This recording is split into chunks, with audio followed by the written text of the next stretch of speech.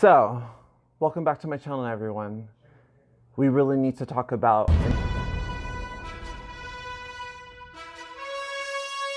How's it going, everyone? It's me. Welcome back to my channel, and welcome to my channel if you are new. We're doing a quick review. Don't worry about the reactions. That's coming soon. I was having some mouth issues, so I couldn't give you a good reaction, and I just didn't want to half-ass it.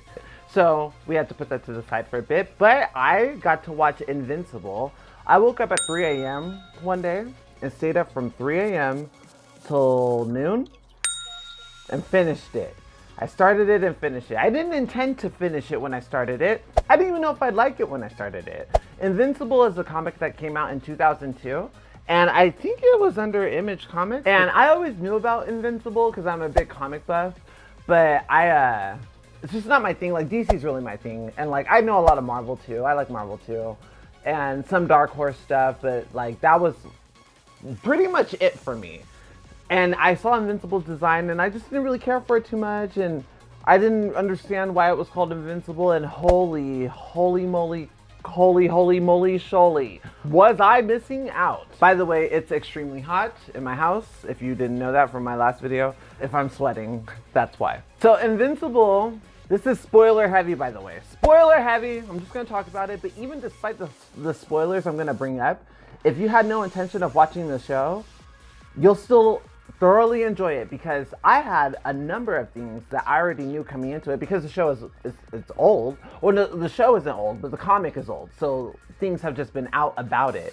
And I knew, so what I knew going into it was that Omni Man was evil.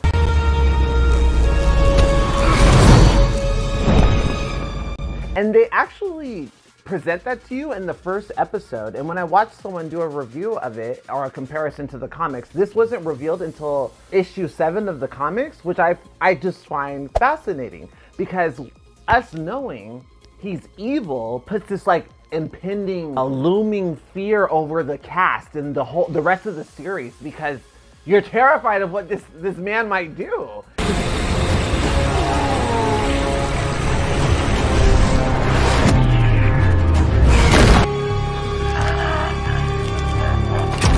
Had a profound effect on me. I feel like it's a breath of fresh air in the superhero genre, even though it came out in 2002. But this show just kind of gives a breath of fresh air to superhero perspective in life and culture and comic books in general. I really love this show. So I put on episode 1, get to the end. Why? Why?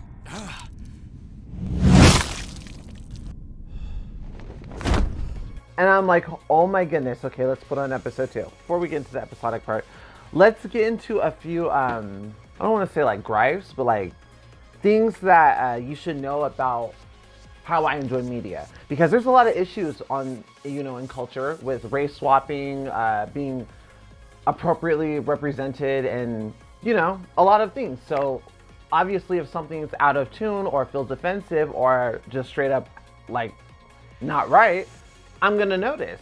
And there was a couple things, not much, definitely not much to detract from your enjoyment of the show, but there are things that I can't help but notice, especially when they involve people like me. Now, I should probably look up this character in the comics. I'm afraid to look up the stuff in the comics though, because I don't want like spoilers from stuff that they might play on for season 2 and beyond, because I already got one thing I think spoiled.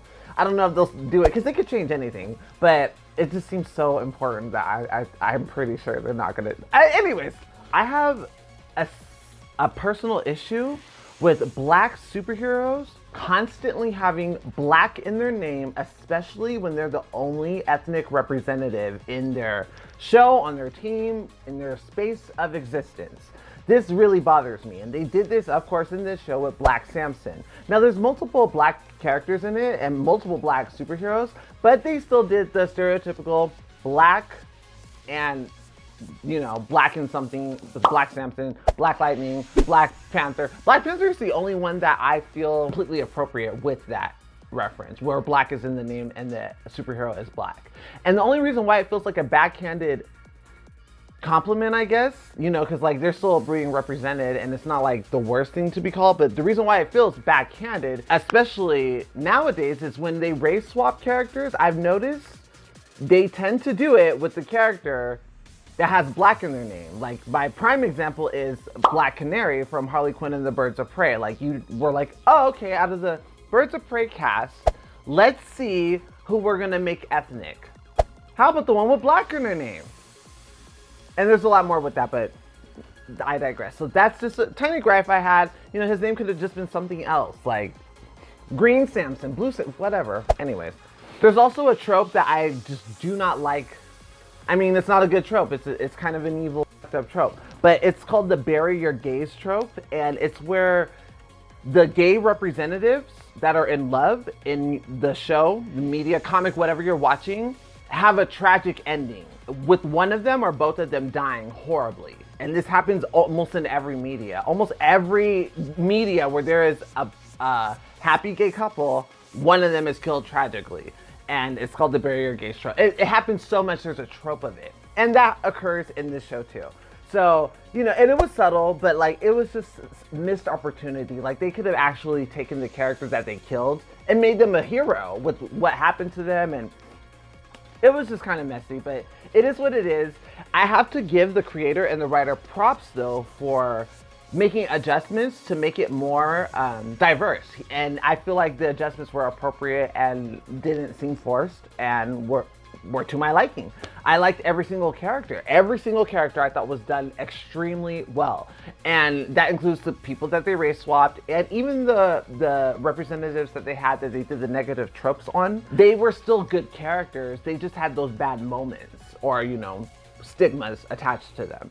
So I have a thing for the evil Superman. Like obviously I love Superman, period. I love comics, period. But I have a thing for the evil Superman. Homelander is wonderful. I didn't think we get such an incredible another version of an evil Superman so fast after Homelander.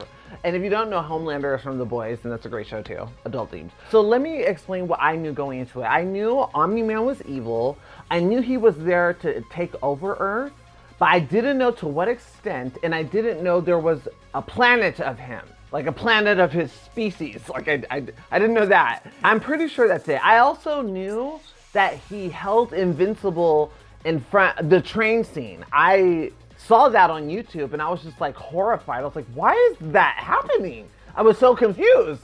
So these are a few of the factors that made me stop and watch this show. After finding out the ending, where we find out why he's doing it, he's subjugating the planet because that's what his species does. By the time I was born, Viltrum was already the greatest empire in our galaxy. We decided to make it the only empire in our galaxy. So immediately, I noticed the comparison the Global Defenders had to the Justice League. Immediately, War Woman is the Wonder Woman comparison, right? The only one I could say is arguable is the Green Ghost, I think is her name. And she could be a Green Lantern comparison, but like, it's debatable. Like that was the one that was like pretty unique compared to the people who are in the Miraculous 7 version of the Justice League. Omni Man is obviously the Superman comparison. I believe it's Darkwing was the Batman representative. Red Rush, Flash comparison. Even the stretchy Martian, it's a Martian, the Martian Manhunter. Fish Dude, Aquaman comparison. You get the point, right? It's literally the Justice League. And then I think, you know, Immortal Man's kind of like neutral. He could be like an allegory for anyone. Watching that first scene of Omni Man murdering the Justice League in cold blood with his bare hands.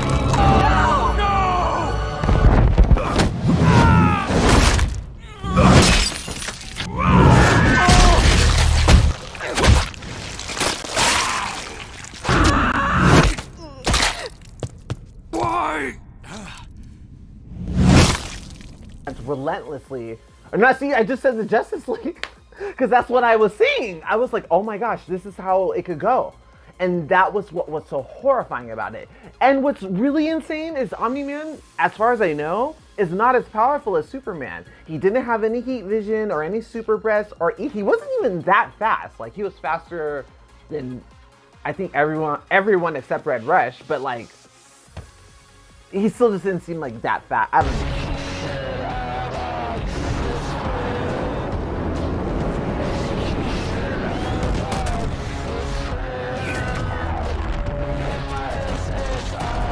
Actually, no, never mind. I take that back. And to see it play out in such a realistic way, like that's how, if Superman decided to do some crazy stuff.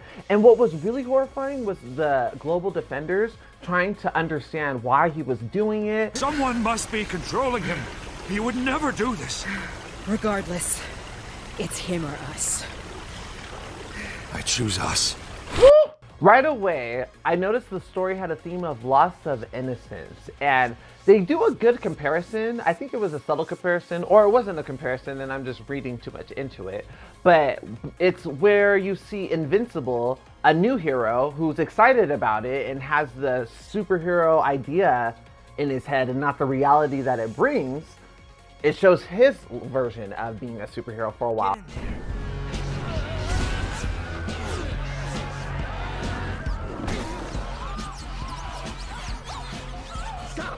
Get away from those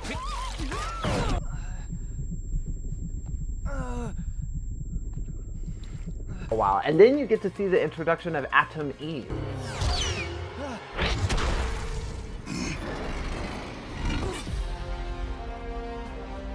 I don't know who you are, but it's time to go. And you see Invincible in a realistic superhero scenario as a novice, and then an experienced superhero around the same age handling the situation, with basically one with the weak stomach and one with the strong stomach. So it's interesting to see the comparison of where he will grow to, or where he could possibly grow to. They're going to be a couple. I'm pretty sure. I don't know that, but come on, like they kind of hinted at it. And I think Amber is a great distraction, so it's not like, oh, of course he's with Atom Eve, the girl hero that's the most popular. It's a nice way to slowly move into that. Let him be with someone else. Let her be with someone else. And while we're on the subject of Atom Eve, as soon as I got to episode 2 and they got to the scene in the city where she's with Invincible, and I believe they're going to her team's lair, the team, and she's flying in the sky. I literally went to Instagram, downloaded that scene, and put it on my endless list of outstanding fictional characters like that. I was like, she's in it, I'm in love with her. And at the end of the series, I added Invincible. And when you watch the end, you'll know why too. I'm not gonna spoil that, but he just said one thing. He said one thing, tears. Oh my God, oh my gosh, it was so powerful. And while we're on the subject of Atom Eve, we need to talk about her parents too, because her dad was gross. Like, I could not believe what he said to her. So Atom Eve catches her boyfriend cheating on her, like straight. I'm pretty sure she saw him in the act. It's implied at least that she saw him in the act with Duplicate, or other versions of Duplicate. It's not funny, but if you want to forgive someone, I understand that. That's fine. But what I respect about the character is that she had enough integrity within herself and self-respect to say, you know what, I'm better than that, and moved on. And you know what her disgusting dad said to her? He said, Forgive him. What? All guys make mistakes. Don't be a... forgive the guy that cheated on her, because he was afraid she would be hurt while in combat as a teen hero and wanted her boyfriend there to protect her. Because she's a girl. All because she's a girl. She's literally one of the most powerful people around. Her power is... I can rearrange atoms on a molecular level like it's easy. And like, she can make air into shields or air into coffee. She can literally rearrange reality, and her father is concerned with someone protecting her instead of her being able to protect others because she has a vagina. Her dad, totally gross. I kind of don't remember her mom, but I know her mom wasn't as bad, but still not that great too. But Atom Eve has a special place in my heart. I'm so excited to see more of her. Her powers are fascinating, and she is just an all-around interesting character. I really love her. So, also touching back to the first episode where Omni Man kills the global defenders, it's not like this scenario hasn't been done. It's not like it hadn't been done when it was written in comics back then. You know, Superman has done this to the Justice League. Batman has done this to the Justice League. Wonder Woman has done this to the Justice League. If not every member, killing everyone else in some kind of otherworld scenario at some point. You know what I'm saying? Wolverine killed all the X-Men. I think he killed every superhero. I don't remember them that well, but But you get my point. Like, it's not like this hasn't been told before, but this way that it's been told, where we see Omni Man's perspective and we kind of understand where he's coming from, and then you can make your own decision after that, but it's just interesting and horrifying. And it's really interesting because Omni Man comes to Earth as an adult and starts to live with humanity. He wasn't born on Earth like Superman or most superheroes, right? So he learns about humanity from the society that he came from. And they only have to go off of what he's told them, which was a lie. He's there to subjugate them, but he said he's there to help. But what I find so fascinating about it is that even though he came there with a purpose, the special human thing, the Earth thing that makes the planet special in every story are the emotions that people feel. And because he had a son with a human who is a Viltrumite, I believe that's what he is, who's also, you know, a super like him, it puts him in a very hard place where he needs to fulfill the duty to his people, but he has grown a new affection for this planet and the boy that wants to protect it. It's a beautiful, beautiful way to show this boy's love of the planet. It's extremely beautiful, and I highly recommend watching this series if you have not. Even with all those spoilers, it's nothing in comparison to what the show still has to offer. And there's gonna be a season 2, I'm telling you. Every episode's about an hour. Watch it. They make a good note, and the reason why I brought up to him coming there as an adult is because since he has like Superman-like abilities, he has a longevity lifespan, an extremely long lifespan. So he's even trying to convey to Invincible at a point, like, I've been here for a blip, maybe a year. This is like a year to me. My whole time on the planet, raising you, being your mother's lover, saving this planet for dozens of years is a blip to me. You know, I will outlive all these people and this planet. So, you know, what does that mean in the long run? And then Invincible has an answer for that, and you really want to know what it is. I promise you. Another thing too that the show had like a great hand in was the writing. The writing was outstanding. The voice cast was stellar. The animation, so beautiful, brutal and grotesque, but it's supposed to be. And oh my gosh, like it was a wild ride. But the clever writing, there was a lot of little things. Like something that you notice is that Eve is always on her phone. Like, it's just something that you see a lot. And it makes sense for a teenage high school girl, superhero or not, to always be on her phone. It plays a key role down the line. Like, it's the most important thing at a point in the show. Her phone. Like, I shit you not. Like, it was like do or die through that phone. And even Invincible's phone gets broken while he's being a superhero, because it kind of makes sense if you have it on you and you're doing superhero things for it to probably break. And it broke, and that becomes a key point in the show. There's just a lot of stuff, a lot of nuance, a lot of like whodunit, a lot of uncertainty, a lot of questions like why. It's so good. I highly recommend this show, and I might even still do a commentary on it, even though I can't react to it, just to take it with you play by play and show you why I love it so much. So we'll see. Let me know in the comment section down below if you want me to do that. If you enjoyed yourself while you were watching me talk about Invincible, please hit the like button. If you made it to this part of the video and you're feeling ever so inclined, subscribe to join the Z fam. We could always use another member of the family. And please make sure you comment down below whatever you thought of the show. Please no spoilers from the comics. Please, please, please, I'm begging you, please don't do that. But please let me know what you thought of the show, if you've seen it, if you're gonna go see it, if you don't think I should do reviews or I should do more, whatever you like. But we're gonna get back onto the reactions, and I love you so much for being here. And if you're curious and you wanna reach out to me to review something or do a reaction specifically for you, my social media links will be on the screen. That's a great place to reach out to me to do that. So I love you so much, and give the show a chance if you want. Yeah, I'll see you next time. Bye.